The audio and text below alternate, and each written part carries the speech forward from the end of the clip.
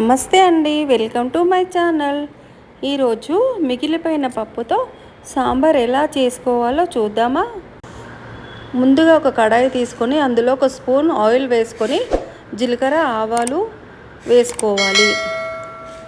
జీలకర్ర ఆవాలు చిటపటమన్న తర్వాత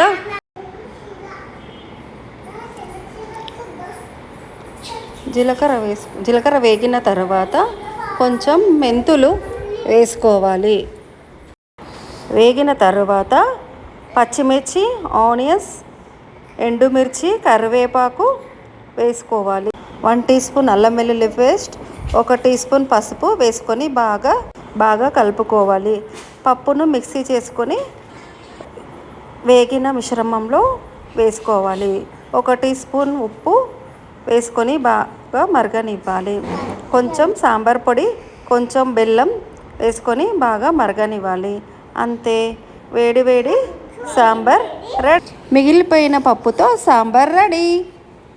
మీకు నచ్చినట్లయితే ఒక like, share, comment, subscribe my channel. Thank you for watching.